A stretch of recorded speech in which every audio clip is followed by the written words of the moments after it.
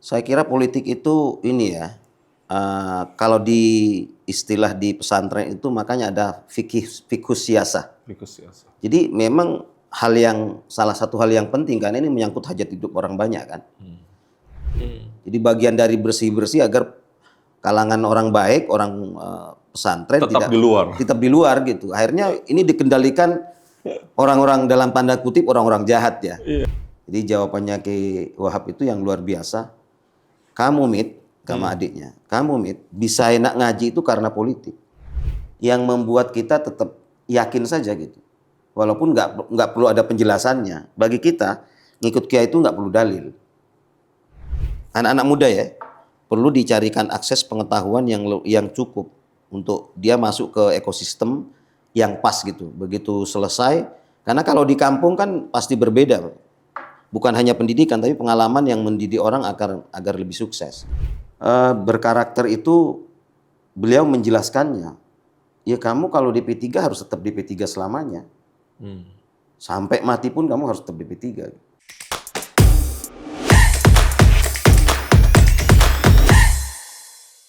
Assalamualaikum warahmatullahi wabarakatuh. Waalaikumsalam warahmatullahi wabarakatuh. Seneng banget ya. Di podcast ini nih Pak, saya paling seneng nih. Karena anak-anaknya bersemangat nih. Teman-teman, terima kasih udah kembali menyaksikan podcast ini. Dan podcast ini kembali kami menghadirkan satu orang narasumber. Beliau adalah salah satu calon anggota legislatif dari Jatim 10. Ini salah satu dapil yang sebenarnya nggak kaleng-kaleng gitu ya. Itu dapil yang perjuangannya harus kalau istilah sekarang neraka. Tapi katanya Pak, kalau kita menemukan pertarungan yang keras, menemukan perjuangan yang luar biasa, itu akan sepadan dengan kemenangannya Pak. Iya betul. Betul sekali. Bersama saya sudah ada Bapak Anding Syarifuddin. Nah, Pak Anding ini ada di Dapil Jatim 10 dan bisa dibilang pengurus utama juga di DPP P3 di Mahkamah Partai. Mahkamah Partai. Betul ya Pak ya? Iya. Itu yang menyidangkan Ada dispute, kasus, betul, itu yang menyidangkan betul, itu ya? betul. Oke. Ya teman-teman, saya ajak kalian untuk ngobrol dengan Pak Anding dan mudah-mudahan kalau nanti ujungnya kalian suka, kalian bisa coblos Pak Anding. Pak Anding ini Jatim 10 nomor urut 2 ya, jadi gampang tuh nyarinya ya. Nanti kalau kalian suka, buka kertas suara warna kuning, turun ke bawah, nomor 17 tuh Partai Ka'bah atau P3, nomor 2-nya tuh Pak Anding. Coblos nomor 2. Coblos nomor 2. Pak Anding, aku mau tanya-tanya nih, kan tentu tak kenal maka tak sayang, atau setidaknya tak kenal maka tak kenal, Pak. Pak, ceritakan sedikit Pak, Bapak tuh sebenarnya profilnya kayak gimana, portofolio yang sudah Bapak jalani seperti apa Pak? Ya, saya ini basically aktivis ya, organizer. Jadi saya dulu sejak dari pesantren, jadi saya dulu nyantri di mana Pak? Saya jelaskan ini ya, saya ini kampung saya Pak kepulauan, namanya Pulau Bawean. Jadi Gresik itu ada pulau lagi, nyebrang sekitar 3 jam. Tapi sekarang ada pesawat perintis Susi Air di situ. Saya lahir di situ. Oke. Jadi setelah SD selesai kita terbang ke daerah Lumajang, Jawa Timur bagian selatan. Di Lumajang saya SMP Sanawiyah tepatnya di Pondok Pesantren Kiai Syarifuddin. Jadi nama saya itu sebenarnya Nama Kiai. tafaul sama Kiai Syarifuddin itu. Karena dulu ibu sama eyang saya dulu mondoknya di situ. Masih kenal Sekarang anaknya di situ anaknya juga. jadi berharap walaupun tentu nggak sama dengan Kiai Syarifnya. Saya mah berandalan. Habis itu ke Jombang. Jombang di Tambak Beras. Oh, Tambak Beras. Ya, pesantren Itu besar. ke barat lagi ke Jogja. Jogja, sekarang di Depok malah tinggalnya. Di Jogja kuliah Pak? Kuliah dulu. Oh, di? Dulu di IAIN namanya. UIN sekarang ya, UI Negeri. UI Negeri. Ambil? Kalau Depok kan nggak negeri. Iya, Kalau iya, iya. di Jogja itu UI Negeri, Universitas Islam Negeri, Iya, iya, iya. Ambil hukum, Pak. syariah dulu emang, Syariah. Ya. syariah, peradilan agama. Oke. Kemudian aktivitas setelah itu apa, Pak? Jadi saya memang sejak di kampus saya ketua senat dulu di syariah. Dan saya bermasuk konsorsium mahasiswa Fakultas Syariah se-Indonesia. Dulu kita yang mendirikan organisasi itu. Sewaktu saya masih aktivis ketua senat di Senat Mahasiswa Fakultas Syariah di UIN Jogja. Ikut ekstra kampus juga saat itu? Iya, saya di PMI. PMI. Komisariat. Saya sampai cabang. Wih. Cabang Jogja. Bahkan terakhir saya kabinetnya Malik Haromain sama Nusron Wahid sempat. Itu sebelumnya Pak Nusron ya? PMI-nya? Apa pas? Setelah. Setelahnya Pak Nusron? Setelah malah. Oh, berarti Bapak ini sekitar angkatan 98-an? Iya, di Jakartanya. Di Lulus tahun kampusnya? 98. Lulus tahun 98? Oh iya, iya. Iya. Mungkin berarti seangkatan sama Pak Nusron ya? kalau Iya, gitu? sekitar, iya, betul. Pantas, ya, iya. Kemudian Bapak nyemplung ke P3, nyemplung ke politik dari kapan, Pak Lim? Saya sebelum di P3 memang partai sebelah. Tapi saya kan atas perintah Bunyai Mahfudzoh, saya akhirnya berlabuh di P3. Karena di sebelah konflik, saya pindah ke P3 gitu. Di P3 sejak Pak Romi ya, Sekjen ya. Oh, Gus Romi Sekjen. Siap. Pak, Bapak aktivis, kemudian punya background pesantren. Melihat politik itu sebenarnya seperti apa, Pak? Apa pentingnya kita sebenarnya masuk ke politik? Saya kira politik itu ini ya, kalau di istilah di pesantren itu makanya ada fiqhus siyasah. Jadi memang salah satu hal yang penting kan ini menyangkut hajat hidup orang banyak kan. Dan di tradisi pesantren itu menempatkan politik itu bukan sesuatu yang jelek sebenarnya. Makanya kalau ada upaya sekian orang menganggap kamu jangan masuk di politik kotor, ini sebenarnya cara orang lain agar santri tidak masuk politik. Jadi bagian dari bersih-bersih agar kalangan orang baik, orang pesantren tetap di luar gitu. Akhirnya ini dikendalikan orang-orang dalam tanda kutip orang-orang jahat ya. Jadi kalau politik dikendalikan orang-orang jahat, justru itu berbahaya. Kita kan punya tradisi, Pak. Misalnya di P3 itu soal undang-undang miras misalnya ya. Iya, ya itu masih coba dikerjakan terus. Betul. Yang waktu itu kan ketua pansusnya kan Pak Sekjen kita Gus Arwani. Sampai sekarang pun belum bisa. Belum bisa karena kita nggak maksimal. Karena kekuatan kita masih kecil. Masih kecil, betul sekali. Itu pentingnya politik, Pak ya. Betul. Bayangkan kalau kita bisa besar, kan undang-undang pesantren, kita juga inisiatornya bisa tembus gitu. Itu kan kemaslahatannya lebar sekali, Pak ya. Betul. Sama dengan undang-undang miras ini ya, kalau kita cuman kecil ya repot ya, Pak. Betul. Dulu Mbah Kiai Wahab Hasbullah itu pernah dikomplain sama adik beliau namanya Kiai Hamid Hasbullah. Karena Kiai Wahab Hasbullah itu termasuk operator penggerak dari politik waktu itu ya. Jadi sama Mbah Hamid itu dikomplain, ngapain Mas Wahab capek-capek keliling ke sana kemari mengorganisir politik, mengkonsolidasi begini-begini, ngapain, kan mending enak-enak di pesantren. Ngajarin santri enak gitu, nggak usah ribet-ribet gitu. Jadi jawabannya Kiai Wahab itu yang luar biasa. Kamu sama adiknya, bisa enak ngaji itu karena politik. Coba kalau politik itu kacau, gaduh, kamu nggak akan bisa mendidik pesantren, mendidik anak-anak di pesantren dengan tenang. Dahsyat itu. Itu. Ini kan yang menginspirasi kita agar tetap stay. Walaupun orang lain ngomong apa, bagi kita politik itu sesuatu yang sangat urgent untuk kepentingan memobilisasi kekuatan, kebijakan agar pedulilah, care dengan kehidupan masyarakat yang memang sedang membutuhkan dukungan kita. Ini mohon saya diperbaiki Gus kalau salah. Tapi saya ngelihat budaya fikir di NU, budaya kritis di NU itu memang cocok ke politik ya. Karena banyak kan sumber daya politik kita itu ya lahannya itu, ladangnya banyak dari teman-teman santri juga banyak ya sekarang ya Gus ya. Iya itu kan baru setelah terbuka reformasi kan. Ya dulu kan agak dibatasi kan masa Orde Baru.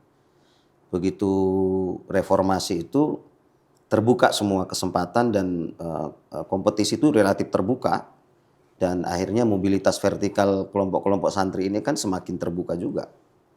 Di samping tidak hanya dunia politik sebenarnya, di dunia pendidikan, di dunia sembarang, Bisnis, ya. semuanya. Ya. Sekarang sudah mulai ada nama mobilitas vertikal yang luar biasa dan itu saya kira alamiah ya. Gus, aku mau ngeliat gini Gus.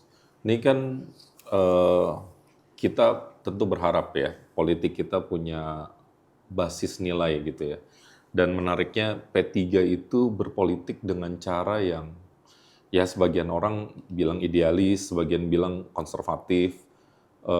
Ini kasarnya nih, ini bercandaan doang ya guys ya. Ini bercandaan doang. Kita buzzer aja nggak punya gitu. Iya. Ini kasarnya kita negatif campaign aja enggak. Ini kan menarik ya di tengah suasana politik kita yang dalam tanda petik sering dianggap sangat liberal gitu ya. Betul. Tapi P3 tuh bisa-bisanya berpolitik dengan sangat santun bisa dibilang kayak gitu. Punya perspektif nggak Gus soal ini? Saya memang ini. Saya suka heran Iya, aja. apa ya? Ya memang unik ya sekarang kan. Sesuatu yang baik di tengah orang-orang yang lagi engagement-nya itu segala macam dilakukan kan untuk kepentingan begitu. Jadi menjadi aneh akhirnya. Jadi sesuatu yang baik menjadi aneh. Saya sih begini. Saya ini masuk politik itu, Mas. Saya bertahan di P3 itu satu dasarnya. Apa? Kalau di pesantren itu dasarnya hanya ikut kiai. Ya, Ini perintah kiai. Ikut. Jadi nggak ada alasan bagi kita untuk keluar dari perintah kiai itu. Nah inilah yang membuat kita tetap yakin saja gitu. Walaupun nggak perlu ada penjelasannya. Bagi kita ngikut kiai itu nggak perlu dalil. Jadi ya pokoknya selamanya karena begitu saya ketemu misalnya ya, saya kemarin ketemu salah satu kiai memang santrinya Mbah Maimun. Nasihat kepada saya itu, kamu di politik itu harus berkarakter. Berkarakter itu beliau menjelaskannya. Ya kamu kalau di P3 harus tetap di P3 selamanya. Sampai mati pun kamu harus tetap di P3. Itu nasihatnya. Wah keren, merinding sih. Jadi kan apa ya? Nah bagi kita orang pesantren itu kehidupan ini kan kalau di Al-Quran dijelaskannya laibun walahun. Hanya permainan dan senda gurau. Jadi orientasi itu kita itu tidak hanya semata-mata kekuasaan. Kekuasaan itu hanya sasaran antara saja. Dari pencapaian usaha dakwah kita secara politik agar kita memberi kemanfaatan buat masyarakat kita. Itu saja. Dan ini aneh sekarang itu memang aneh, begitu itu aneh. Tapi saya yakin masih banyak yang seperti itu.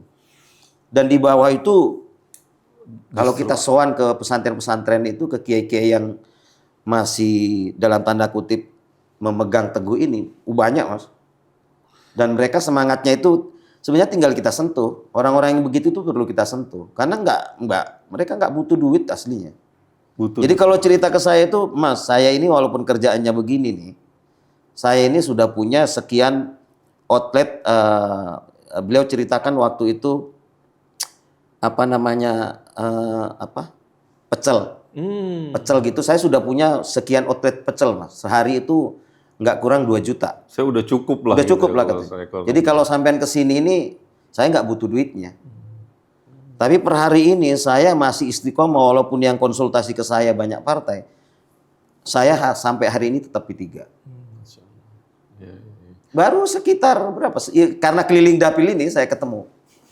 Nah ini penting menurut saya memang harus satu sisi bahwa upaya politik yang rasional tetap kita lakukan. Tapi semangat girah orang-orang yang kuat masih di daerah itu harus Harus disentuh. Kalau enggak kita kehilangan, Mas. Karena faktanya masih banyak. Saya serius kan. Saya tuh kagum dengan 6 prinsip perjuangan P3. Nah, iya. Gus. Betul, Nomor betul. satunya ibadah loh. Iya, betul. Amar ma'ruf nahi mungkar, istiqomah, persamaan, kebenaran, keadilan, Betul. musyawarah itu kan apa ya? Benar-benar suasana kebatinannya kan benar-benar asas yang luar biasa ya. Betul.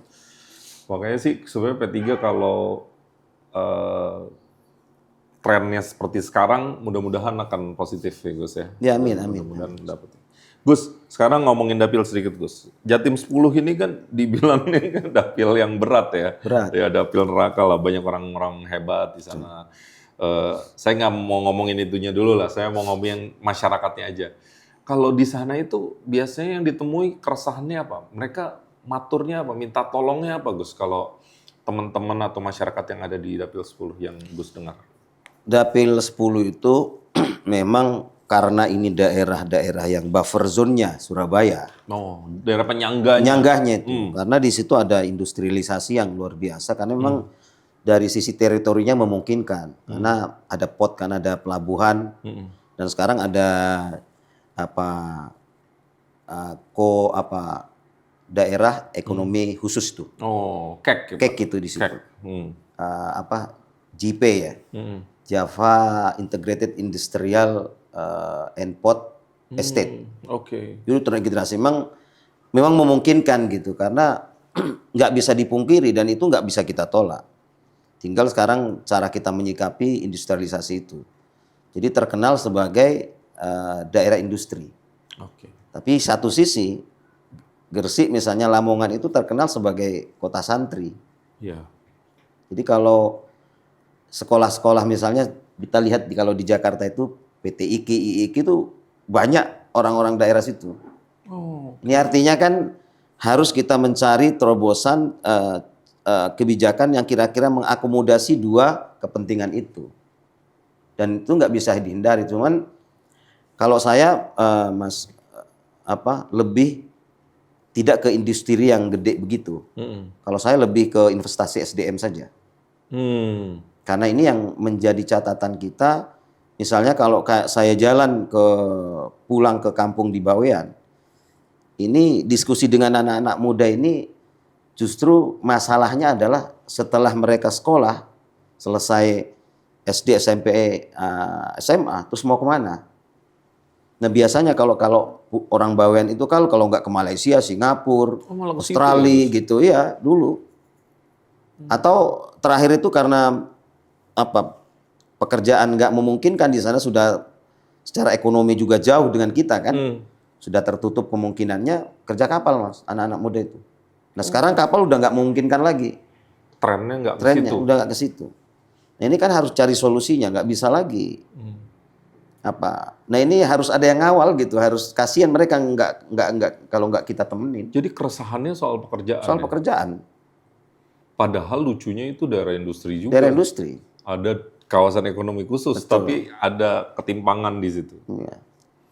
Gus, soal infrastruktur. Kabarnya di sana kan juga sempat viral juga ya, betapa infrastrukturnya khususnya di Lamongan tuh masih minus ya, kebutuhan infrastrukturnya masih tinggi. Ini benar-benar dikeluhkan nggak sih di lapangan? Kan kalau kita kan ngerisetnya dari media nih, kita nggak tahu nih sebenarnya di lapangan sesungguhnya kayak gitu atau enggak? Iya, kalau ke Lamongan, kalau ke Gresik misalnya dari Surabaya itu kan kalau tol itu kan hanya berhenti di Bungah tuh. Habis ke sananya jauh lagi. Jadi kurang lebih sejam, 2 jam baru akses masuk. Padahal itu kan daerah dekat dengan Surabaya. Tapi sebentar lagi akan ada tol juga ke daerah situ. Jadi saya kira akses itu mudah-mudahan bisa cepat. Tapi yang setiap tahun menjadi kendala itu banjir ya. Oke. Banjir yang perlu. Kalau terkait infrastruktur memang namanya jalan kampung, memang daerah situ kan daerah pantura. Misalnya antara termasuk misalnya truk-truk gede-gede itu, karena kan itu jalan utama di situ. Jadi jalan kita masyarakat itu dengan truk itu jadi satu tuh. Itu yang penting menjadi carikan solusinya. Dan Tapi saya kira nanti kalau tol jalan, saya insya Allah ada akan lebih mengurangi baik lah. ya. Gus, sekarang saya kepengen nanya dengan cara yang saya balik. Kalau Gus sendiri niatnya memperjuangkan apa? Biasanya kan orang nyalek ada yang ingin diperjuangkan kan, dan itu bisa beda-beda. Kalau Gus sendiri arahnya mau kemana? Saya lebih ke investasi SDM ya. Oh gitu ya, SDM. karena Gus ini ya backgroundnya share ini ya Iya, pendidikan ya Gus. betul. Lanjutkan Gus. Eh, Apa namanya? Karena kalau kita nggak segera melakukan upaya itu, saya kira nanti ke depannya bisa jadi tertinggal kan. Banyak yang lost gitu. Iya. Banyak lost generation. Mm-mm. Terutama memanfaatkan modus demografi ini kan. Mm-mm. Nah, kalau nggak ada yang kawal ini siapa? Iya. Ini bahaya buat anak-anak muda kita, terutama karena kelompok milenial dan Gen Z kan sudah lebih dari 50%, sekitar 53% kan. 53%. Dan ini harus segera ada upaya baru karena jaraknya antara generasi sebelumnya dengan generasi ini kan jauh banget tuh. Ini cara kita termasuk model pendidikannya, terus mereka harus masuk ke apa namanya, ke komunitas yang sesuai. Bayangan saya bilang anak-anak dari Gresik Lamongan itu setiap tahun harus ada masuk ke perguruan tinggi terbaik. Oke. Harus ada yang kita kelola, gimana caranya mereka itu nanti akan menyumbang. Karena mau nggak mau hanya dengan cara itu, pendidikan yang memungkinkan mendorong ada kemajuan. Misalnya bolehlah kalau ada yang sekolah-sekolah agama, sekolah IAIN, UIN dan swasta bolehlah, tidak ada masalah. Tapi setiap tahun menurut saya harus ada kader-kader dari Gresik Lamongan yang kita sekolahkan, kalau perlu carikan beasiswanya ke sekolah-sekolah terbaik di negeri ini. Yang itu menjadi resource yang akan menopang Indonesia dan bahkan Gresik Lamongan suatu saat. Ini menarik ya, kalau saya lagi coba elaborasi dengan misalnya kondisi karena Gresik ini kawasan industri, salah satu UMK yang cukup besar, 4,5 juta gitu. Saya kepengen mengelaborasi dalam konteks ini Gus. Kan kadang-kadang ya, ketersediaan lapangan kerja itu sebenarnya ada batasnya begitu ya, walaupun itu industri. Tetapi entrepreneurship-nya harus kan hidup. Betul. Saya cuma punya kekhawatiran misalnya ada di Sumatera Barat, Gus. Itu tingkat lulusan sarjananya tinggi, tapi nggak sesuai dengan pertumbuhan penciptaan lapangan kerjanya. Betul. Nah ini kan problem juga, Gus. Kalau dalam konteks ini, Gus, kalau Gus melihat kalau anak muda di sana tuh setelah lulus lebih banyak merantau atau mereka balik? Banyak merantau. Banyak merantau. Memang sebenarnya sih dulu kan banyak di sana tambak ya, terutama tambak udang, tambak. Sekarang kan banyak tambak yang sudah mati.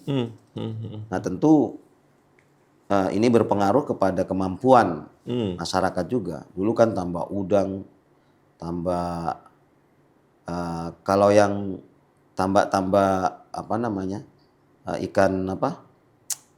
Kenapa namanya? Ikan Yang ditambak ini apa namanya? Kan setiap lele atau bukan. apa? Ikan patin? Ikan Di Gresik itu kalau setiap tahun itu selalu ada apa namanya? Event. Jadi lelang ikan. Oh ada. Ada. Masih ada sampai sekarang, Gus? Masih. Oke. Iya. Oke. Itu ikannya ikan tambak itu. Iya. Nah itu yang terus-menerus kalau sampai sekarang sih masih ada. Kan potensinya sekarang sudah semakin berkurang. Nah makanya kalau kita nggak serius ekonomi kreatif juga dikembangkan di Gresik, di Lamongan ini. Karena tradisinya kan tradisi ngopi juga kuat di Gresik. Oh iya? Iya. Kopi-kopi rakyat itu tuh banyak sekali. Kayak di Aceh itu. Baik kayak di Aceh lah, kayak di Aceh, Kalimantan Barat tuh kan. Iya, suasananya. Itu tradisinya ini. Nanti dipanggil pinggir-pinggir sungai terus ada orang tinggal modalnya wifi gitu. Iya. Itu. Tradisi ngopinya tinggi sih itu. Gus, balik ke soal pendidikan, Gus. Kalau di sana itu, Gus, kelihatannya tuh pemerataan pendidikan yang kurang atau tadi untuk naik secara vertikal masuk ke perguruan tinggi yang sulit. Apa yang Gus lihat di sana? Apa yang sebenarnya dibutuhkan? Akses pendidikan atau? Akses terhadap scholarship ya, beasiswa itu harus diperkuat, terutama kan mengakses kelompok-kelompok yang tidak cukup beruntung, tidak punya ekonomi yang cukup untuk masuk ke perguruan tinggi terbaik. Jadi kita harapannya nanti begitu terpilih, mudah-mudahan doakan saya terpilih, Amin, amin. coblos nomor 2 Iya, mantap. di Jatim 10 Gresik Lamongan. Kita akan bikin kayak lembaga beasiswa gitu, Kayak LPDP. kayak LPDP. Nanti termasuk kita ngakses jaringan-jaringan beasiswa LPDP.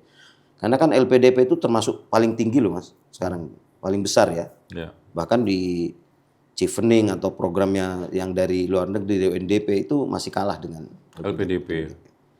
belum dari kementerian-kementerian ya, dari yang dikelola oleh masing-masing kementerian Agama, Kementerian Pendidikan, dan masing-masing perguruan tinggi. Berarti Gus Ning mungkin lebih suka di Komisi 10 kali ya, yang Iya, insya Allah Komisi 10 saya lebih cocok. cocok di situ. Karena saya membayangkan memang anak-anak ini perlu dicarikan, anak-anak muda ya, perlu dicarikan akses pengetahuan yang cukup untuk dia masuk ke ekosistem yang pas gitu. Begitu selesai, karena kalau di kampung kan pasti berbeda, bukan hanya pendidikan tapi pengalaman yang mendidik orang agar lebih sukses. Gitu. Gus, aku penasaran. Gus Ning ini punya minat untuk berjuang di pendidikan tuh karena ada keresahan tersendiri atau ada pengalaman tersendiri? Iya, betul. Atau memang karena pasarnya menghendaki pendidikan yang harus ditingkatkan? Satu itu, satu pertama saya basicnya memang di kampung juga punya lembaga pendidikan, punya pesantren. Jadi kita merasakan lah suasana kalau kita turun ke daerah. Karena hampir setiap tahun itu saya selalu, walaupun saya tidak anggota DPR, saya selalu menurunkan banyak bantuan. Masya Allah. Saya selalu mobilisir, ya saya selalu minta ke anggota-anggota, saya minta dong jatahnya sekian. Kalau dalam setahun itu nggak kurang dari berapa? 30 atau 30 bantuan, baik untuk lembaga pendidikannya maupun untuk pesantrennya ya. Termasuk beasiswa, Mas. Saya beasiswa tiap tahun itu selalu saya cari ya, terutama yang untuk Kartu Indonesia Pintar itu. Jadi belum jadi anggota dewan aja udah bantu masyarakat? Saya sudah, insya Allah sudah. Dan kemarin waktu saya turun juga kepala-kepala madrasah termasuk Ma'arif itu dia yang cerita sendiri. Jadi sebenarnya ada kerunduan anggota DPR itu turun ke basis ini dan diskusi dengan mereka, mencari solusi terbaik apa yang menjadi keluhan mereka. Dan ya kasihan karena relatif nggak ada masyarakat kan nggak ada teman diskusi, solusinya apa. Sehingga turun hanya menjelang pemilu. Jadi setelah pemilu udah. Berarti pertanyaan saya balik. Apakah Gus Ning berkomitmen apabila nanti insya Allah amanahnya sampai di Gus akan terus turun meskipun bukan waktunya reses? Saya kira harus begitu. Karena saya termasuk orang yang punya prinsip hidup itu nggak akan berarti kalau kita nggak memiliki nilai manfaat buat orang lain.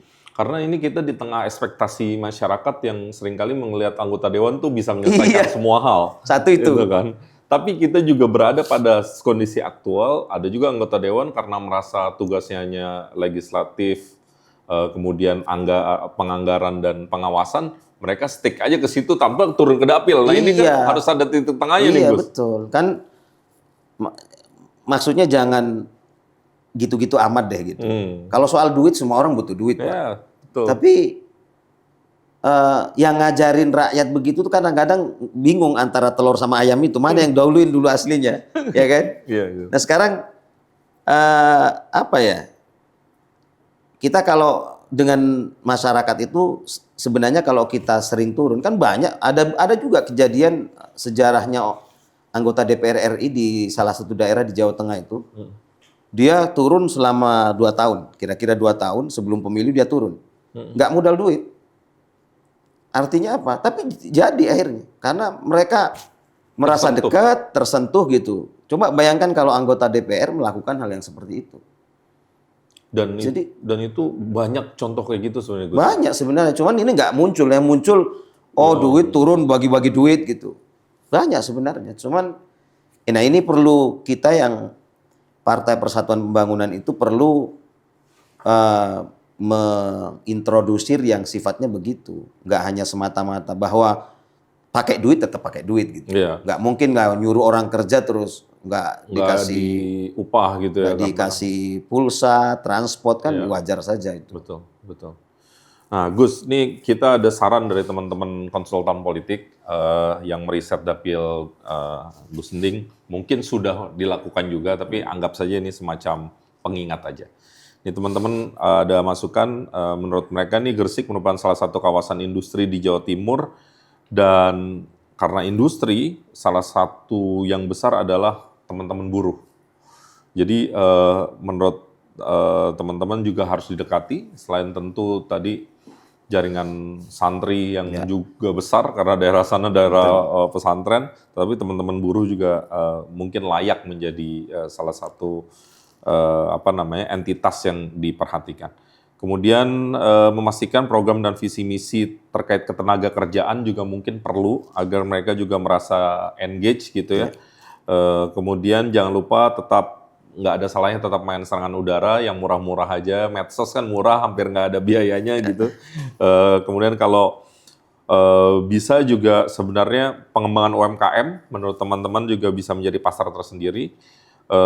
Dan pelatihan kewirausahaan juga dianggap bisa menjadi salah satu cara untuk mendekati anak-anak Gen Z maupun millennials. Karena isu mereka adalah isu pekerjaan seperti yang Gus sampaikan. Ini saran dari teman-teman, mana tahu ada manfaatnya. Oke, saya kira betul sekali. Itu menjadi isu yang saya kira di mana-mana ya. Dan terutama Gresik karena ada buruh, kan setidaknya ada berapa? Ada 7 atau berapa 8 perusahaan yang besar di situ. Dan memang harus ada treatment. Saya ini selain aktivis, memang dulu usaha Mas, punya perusahaan juga dulu. Perusahaan yang begini-begini nih, bikin podcast, bikin apa. Kalau dulu kan bukan podcast ya. Bikin iklan layanan masyarakat, talk show di TV gitu. Dan saya juga aktif di dunia filantropi. Ya. Saya kemarin turun bawa, karena saya di Lazisnu ya. Kemarin kita turun juga bawa program itu, walaupun sebenarnya bukan karena kepentingan, bukan karena politik. Tapi memang ini memang di arrange lama, dan kita kemarin bawa bantuan yang kerjasama dengan beberapa mitra kita, bawa ambulan gitu, termasuk beasiswa, itu rutin kita lakukan. Jadi sesuatu yang memang segera harus kita lakukan, nggak bisa enggak, apapun ya. Karena dengan cara begitu kita hanya mungkin bisa memberi nilai manfaat buat masyarakat. Karena kalau itu nggak dilakukan terus masyarakat terus ngapain gitu. Kita juga jabatan ini kan cuma amanah, nggak akan selamanya kita fana ini. Iya, hanya ini aja lah sarana kita. Makanya di 6 prinsip perjuangan kita, pertama itu ibadah itu penting menurut saya. Kalau partai politisi P3 itu gayanya kayak liberal kayak ini, menurut saya nggak cocok. Dan itu akan merusak partai pada waktunya, Mas. Betul sekali. Itu harus semuanya, saya kira harus punya satu irama, satu frekuensi di soal-soal begitu. Karena ya setengah politik dakwah lah ini, politik dakwah. Dan walaupun tetap seperti yang saya bilang, bukan tidak pakai duit sama sekali ya enggak. Iya. Pasti ada operasional. Itu kan nggak bisa dihindari. Nggak bisa dihindari. Gus, kalau satu lagi nih Gus, kalau melihat P3 di dapil Gus, ini kan basis kita sebenarnya Nahdlatul Ulama ya.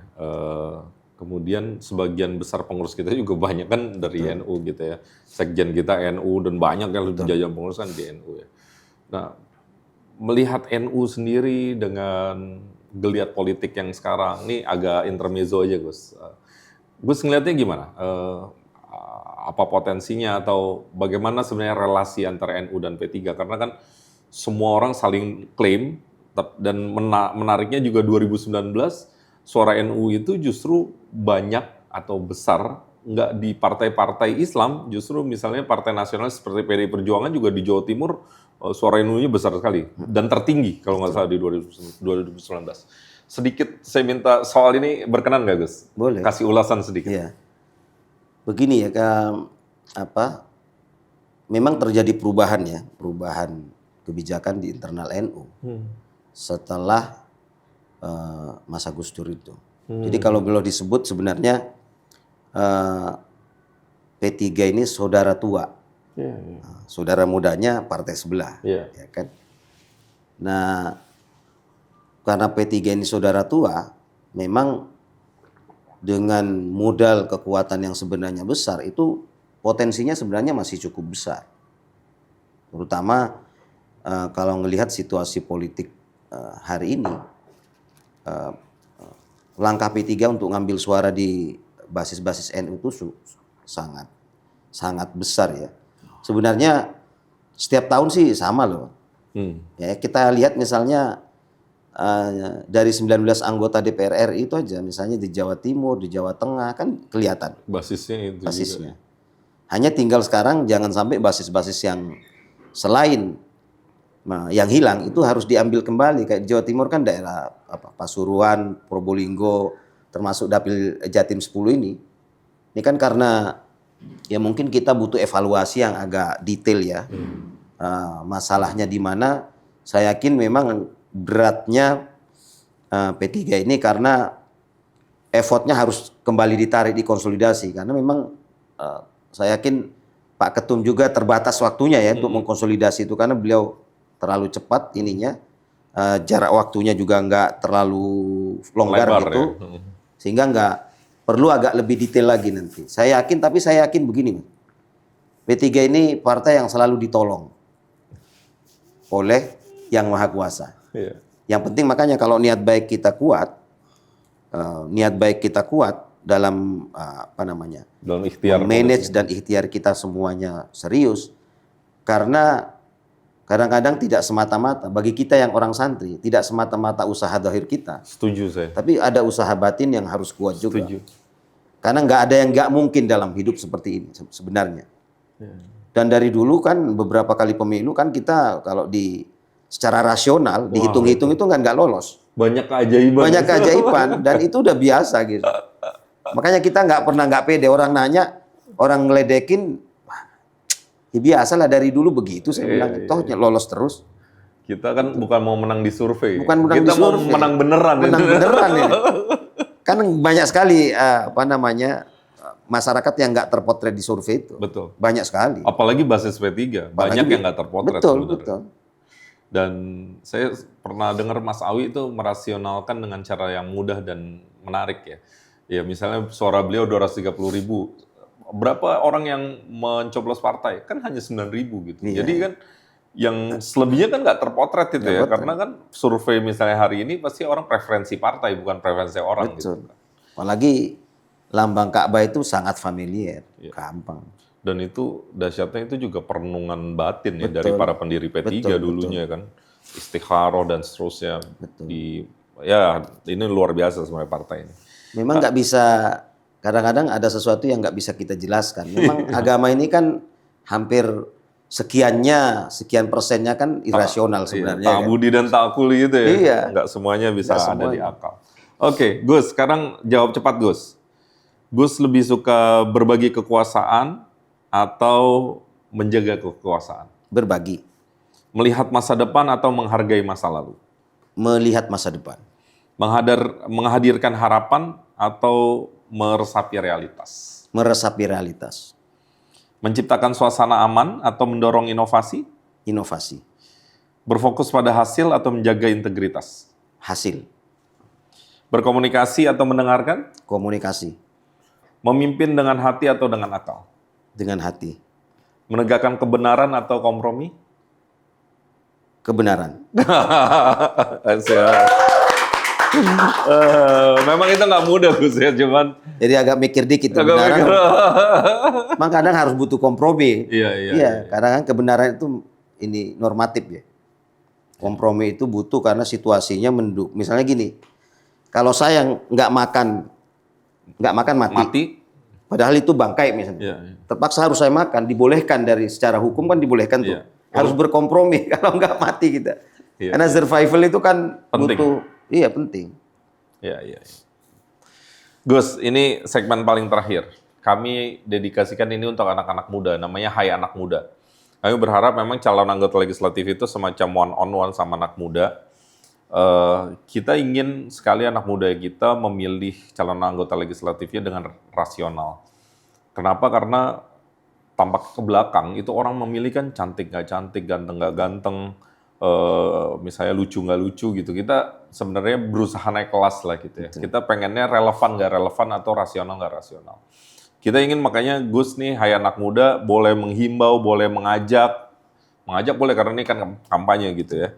Apapun, yang penting ini di address khusus untuk anak muda ya. Jadi nanti Gus ke kamera yang ini, Hai Anak Muda, titik-titiknya tuh Gus yang isi, bebas mau ngomong apa aja sebenarnya. Oke teman-teman, ini ada Gus Ending, Hai Anak Muda.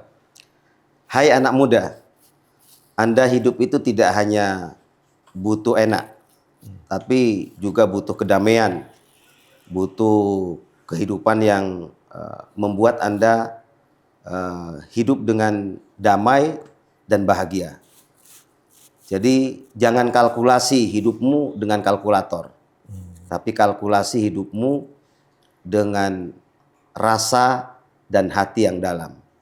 Karena itu sebaiknya Anda bergabung dengan kami akan memperhatikan kebahagiaan dan kehidupan Anda dengan kalkulasi rasa dan empati yang kuat. Bergabunglah dengan kami karena kami berkomunikasi dengan Anda tidak pernah menghitung-hitung untung rugi. Karena bagi saya, bagi kami, masa depan Anda adalah masa depan negara ini. Masa depan negara ini adalah cita-cita kami, Partai Persatuan Pembangunan.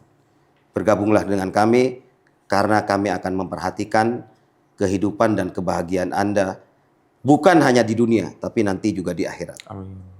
Demikian dari saya, Syarifuddin, Caleg Jatim 10, Kabupaten Gresik dan Lamongan. Bagi Anda yang dari Gresik dan Lamongan, marilah bergabung bersama kami Partai Persatuan Pembangunan dan cobloslah Partai Persatuan Pembangunan nomor 17 dan kami Caleg nomor 2 Syarifuddin. Sekali lagi coblos Caleg nomor 2 Syarifuddin. Wih. Di kertas suara tuh Anding Syarifuddin apa Syarifuddin? Syarifuddin aja. Nah, ini saya ngingetin ya. Jadi teman-teman bagi yang suka, bagi yang bersimpati, bagi yang menganggap beliau relevan, ingin mencoblos, caranya gampang. Nanti pada saat 14 Februari cari kertas suaranya warnanya kuning. Ya, kan? Karena DPR RI. Betul. Buka, kemudian tinggal turun ke bawah, ada nomor 17 itu Partai Ka'bah. Pojok kiri. Wajib Bawah. kiri bawah ya. Betul. Nomor 17. Nah, cari nomor 2 itu ada Gus Syarifuddin ya. Syarifuddin. Hari ini kita minta dukungan dari teman-teman dan mudah-mudahan insya Allah beliau amanah.